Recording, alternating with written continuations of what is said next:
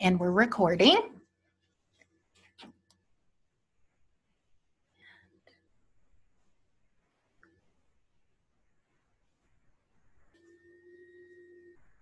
Hi, everyone. Oh, here we go. Okay, so, oh, what is that? No, I don't want any of that.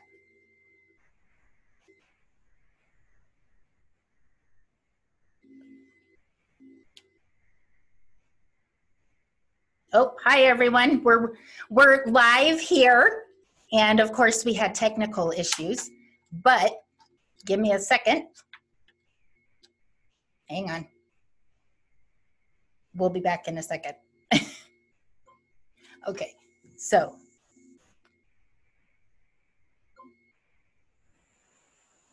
Hang on. So I need this.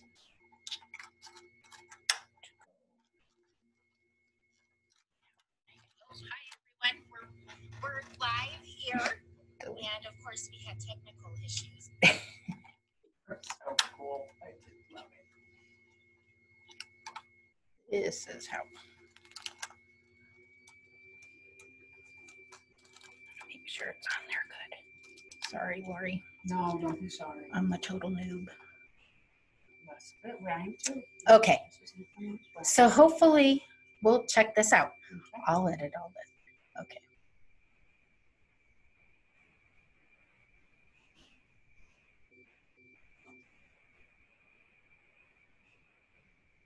Hi, everyone. It's Friday. It's the Parent Exchange, and we are live, and we're actually like on location. So this is totally new for us, and I'm going to sit down here.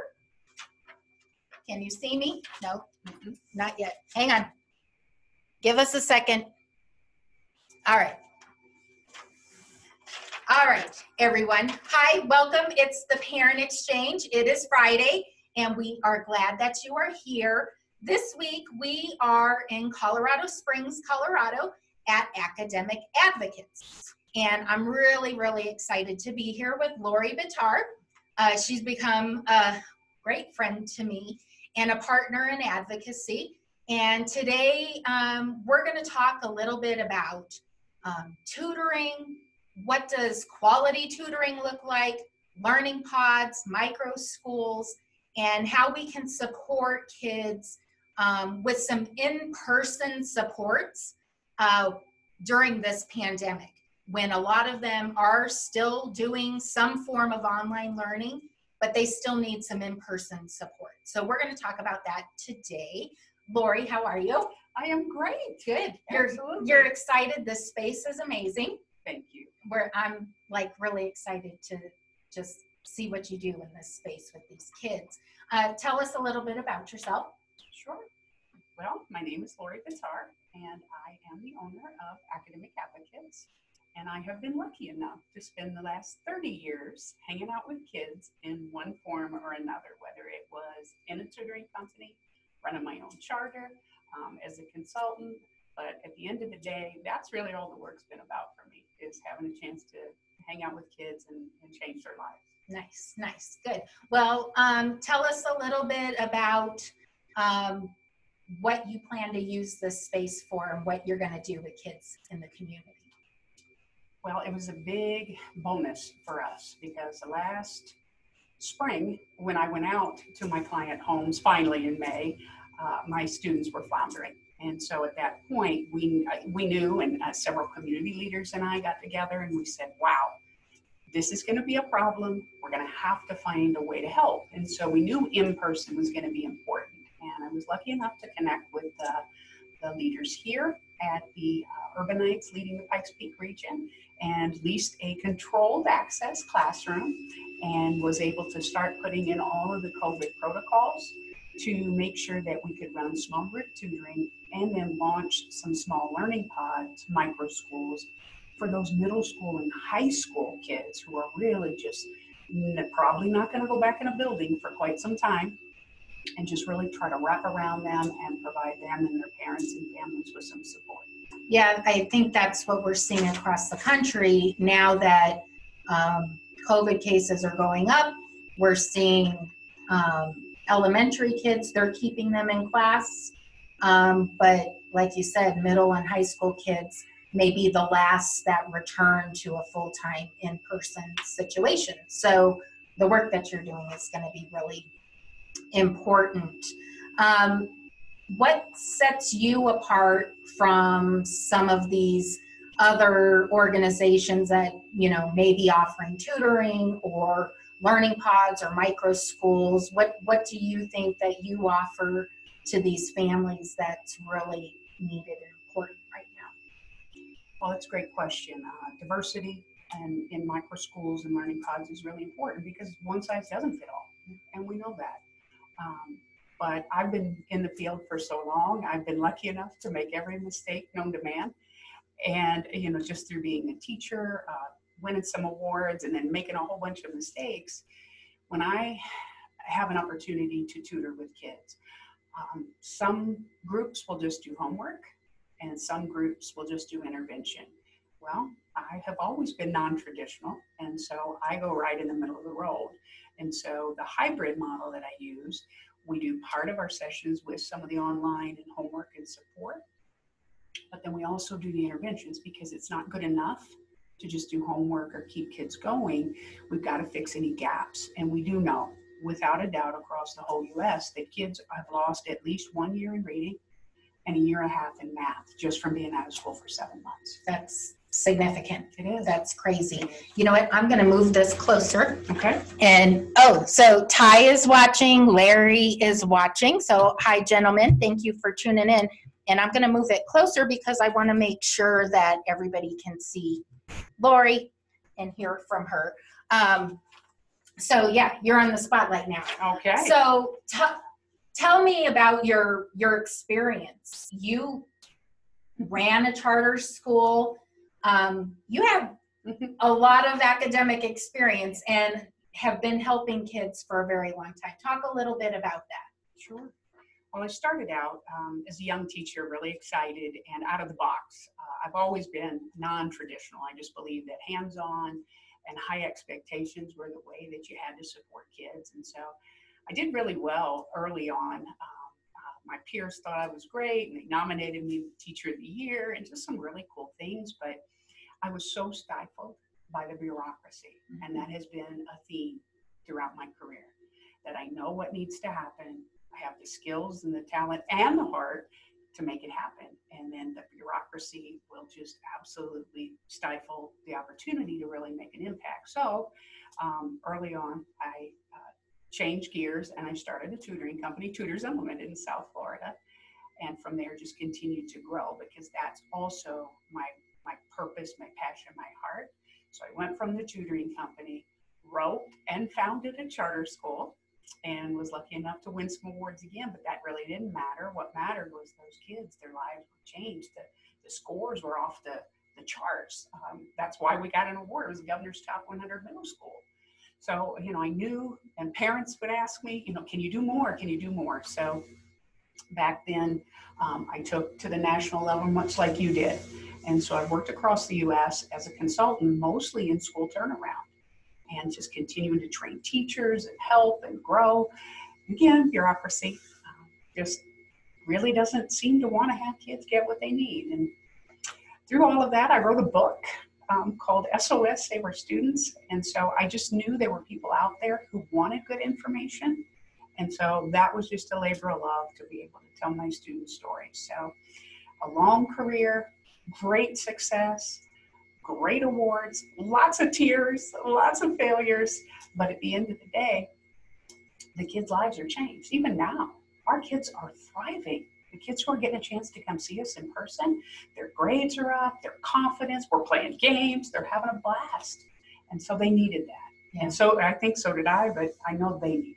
Yeah, so the kids that you're servicing now, are they doing some kind of remote learning, hybrid, you know, and are they coming to you for, you know, remediation, intervention for learning loss, or would they have come to you anyway prior to COVID? Great question.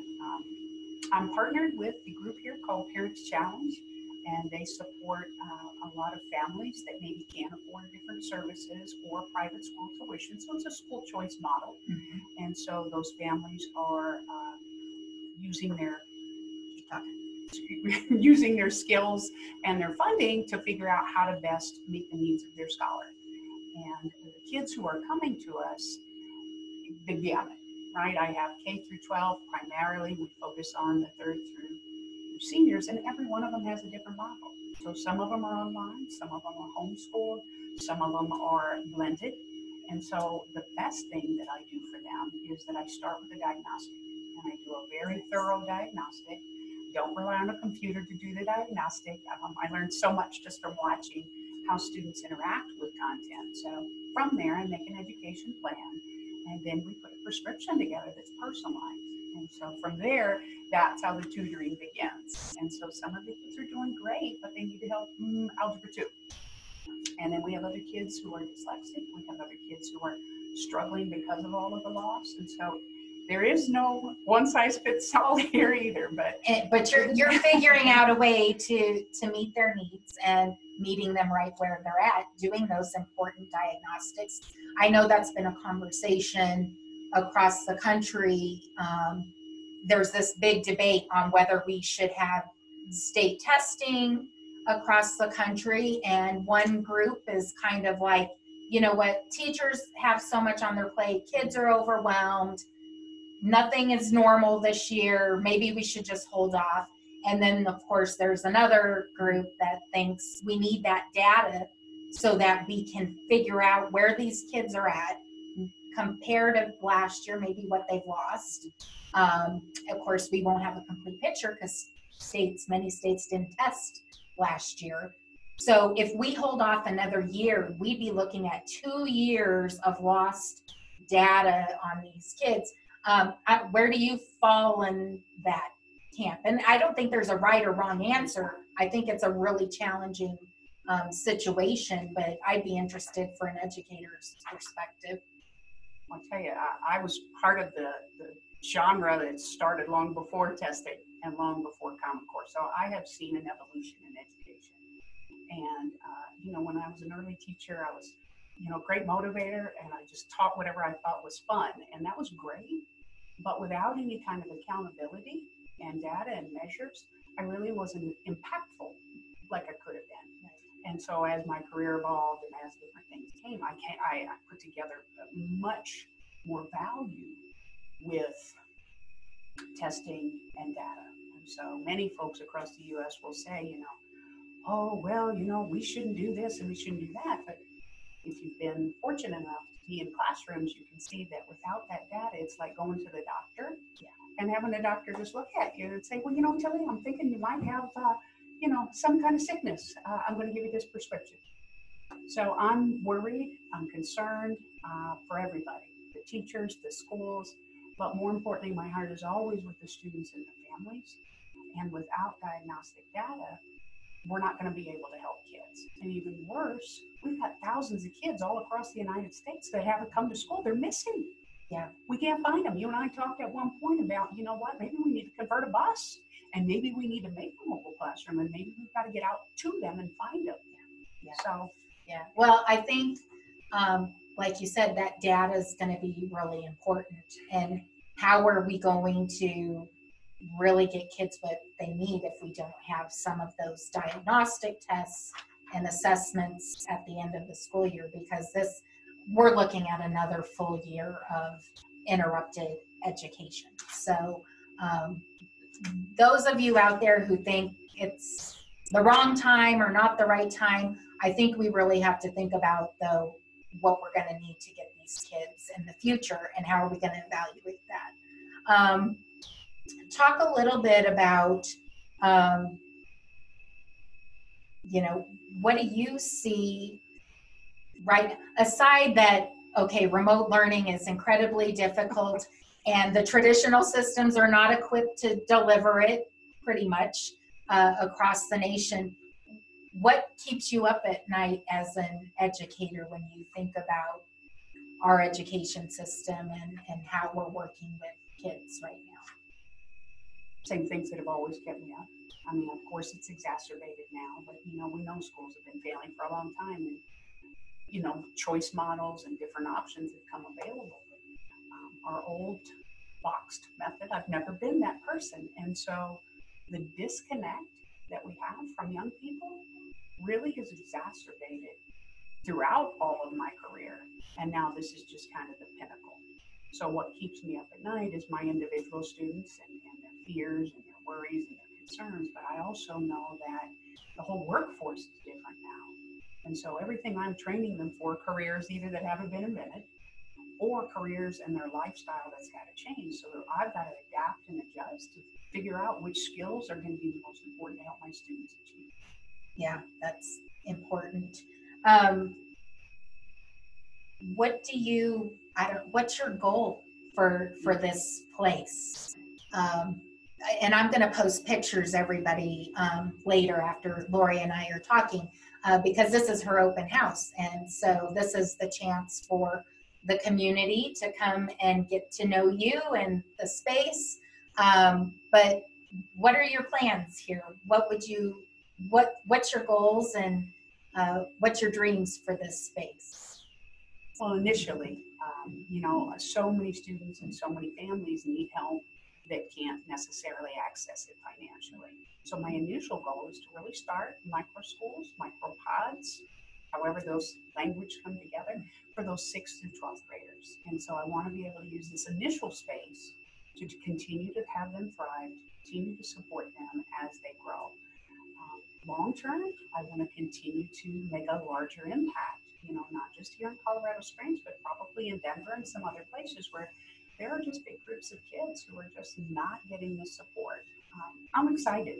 The parents are happy. They're coming tonight. The kids are happy, but there's always a need to just do more. Yeah. And we know here in Colorado, there's already buzz about the legislature doing something in this upcoming legislative session to get dollars into the hands of parents, into families, so that their kids could access some of these things while we're all, in some form learning at home.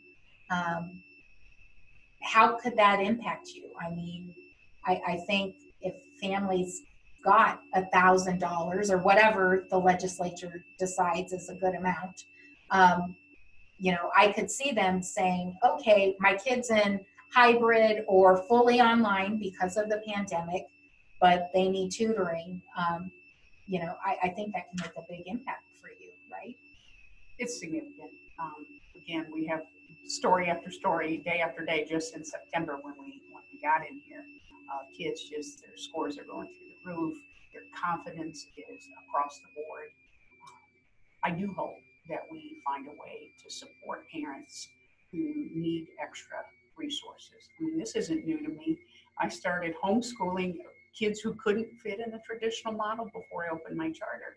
So I was already kind of doing this. I was helping them learn at home, and then we just grew into the charter. And, now I'm lucky enough to be here in Colorado and just really try to get in and see if we can't help the parents figure out what's the best choice for their student, because at the end of the day, again, one size doesn't fit all. Right. What would your advice be to your fellow educators right now that are maybe they're teaching online and doing in person all at the same time? There's a lot on educators' plates right now. What's your advice to them? Because you have been doing this a long time, so you have some years of experience, and we know there's a lot of new teachers out there. I just watched an interview, and the pandemic hit. She was a 6-month teacher, so she didn't really even have her sea legs yet, and everything was turned upside down. What's your advice to your fellow educators right now? Same thing I've said for a long time. Even when I wrote my book, the intent of the book of SOS was to help teachers understand the impact they have on the kid. Everything they do or don't do matters. Every time they yell, every time they scream, every time they punish, there's a better way. And so as social emotional learning rolled out across the U.S., I said, hold on a minute, I've been in thousands of classrooms. You can't give away what you don't have. Teaching is the most stressful job on the planet. And so I do lots of trainings and lots of sessions for teachers on social emotional learning for yourself. So self-care, balance, again, not easy for any of us, but for teachers who are going through this overwhelming just magnitude, just remember that you got into it because you loved kids. There wasn't a lot of money attached to it. And just be patient, be gentle with yourself, be patient and gentle with the kids, because if their camera's not on, there's probably a reason. And screaming at them and marking them absent and punishing them for being at it. That's just even worse than what we've seen in the past. And there are schools who are doing it. They're very punitive. Oh, but you didn't show up today? Now you have 37 absent. Yeah. So just be kind, be gentle to yourself, be kind and gentle to the kids. Yeah. And for parents, if they are thinking that, you know what, my kid needs some kind of in-person support, what are things that they should be asking, tutoring centers or people that are going to start, providing micro schools? There's organizations all across the country who are starting to implement learning pods and facilitating that with families. Even some school districts, instead of fighting it, are actually becoming, facilitators for that because they know their kids in their districts need it. But what should parents be asking and thinking about before they send their kid to a tutor or a learning pod or start considering a micro school environment? Well, there are a lot of great questions. I do a lot of parent trainings too, as you know. And so we started out the year with the remote learning. And so we try to put in best practices and I try to give them tools and resources there. And so if I were a parent and my student was going to need to go to any kind of service or support, I would definitely want to make sure and ask how they build relationships, because that is really key, right? We know a good teacher can either change the trajectory or shut a kid down. But at the same time, my big fear, my big worry, my big hope is that parents will ask the questions that say, well, how do you diagnose how do you diagnose the learning, and how are you going to make sure that not only are they having fun, not only are they joyful, but also not falling behind academically, because they are still going to need to have that rigor that's going to be necessary. So asking what's their curriculum. We develop our own because we've been doing this a long time. So how do you use curriculum? How do you plan on setting up the sessions? How do you retest? How do you progress monitor?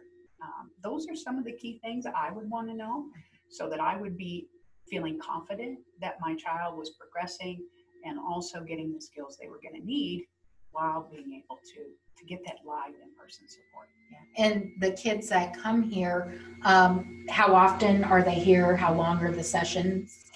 Depends on the students, right? And so we have a customized program. And some students who maybe have learning disabilities come 3 or 4 times a week. Mm-hmm. And in an hour and a half, we do 25 activities because you have to. And then there are other kids who are coming for geometry help. And so they come twice a week for an hour. So we really try to drill down and customize based on that diagnostic and based on the student and their schedule and what other things they have going. Nice. And Parents Challenge is a wonderful organization here in Colorado Springs that's providing scholarship support and just a lot of support. I mean, they do parent trainings and really work with parents to teach them how to be the best advocates they can for their kids. But they're referring students to you as well. Is that right?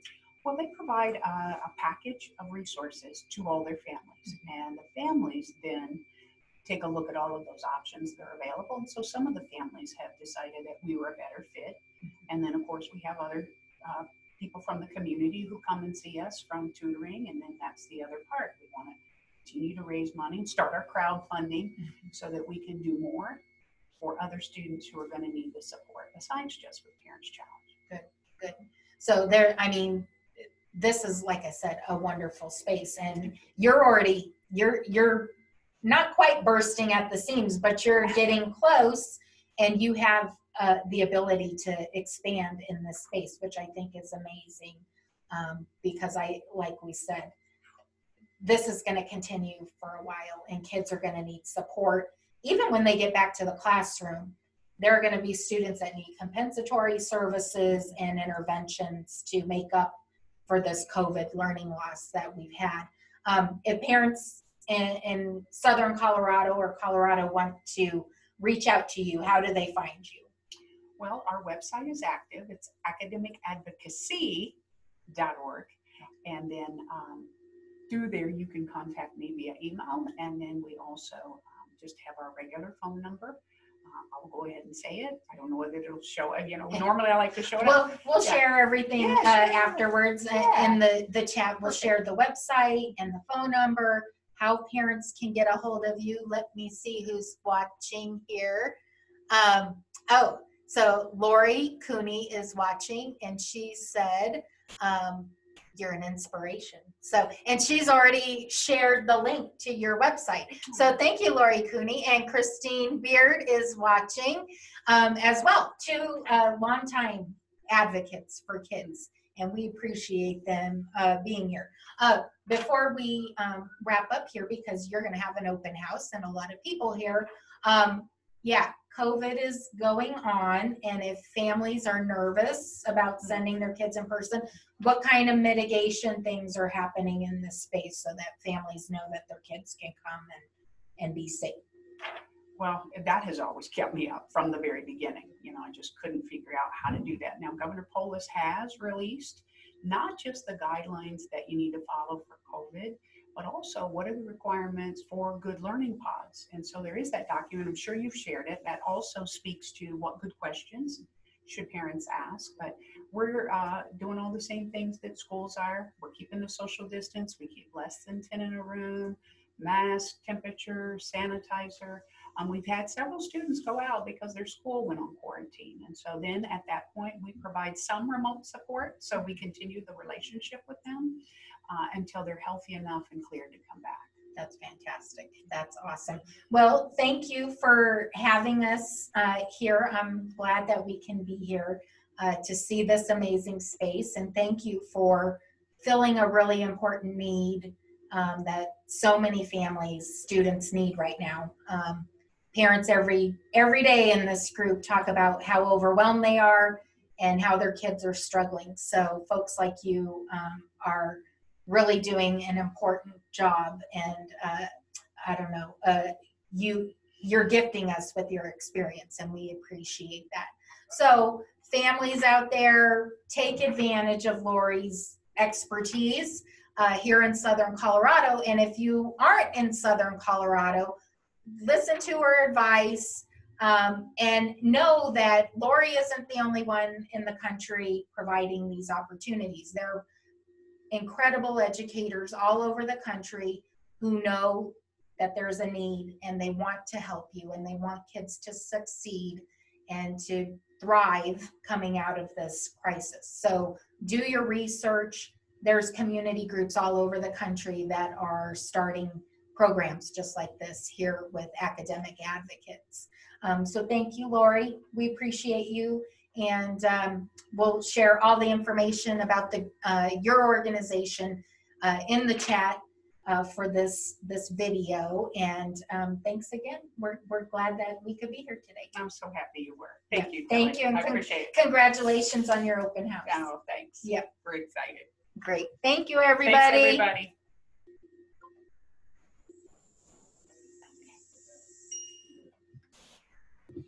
Hi, everyone. It's Friday. It's the Parent Exchange, and we are live. And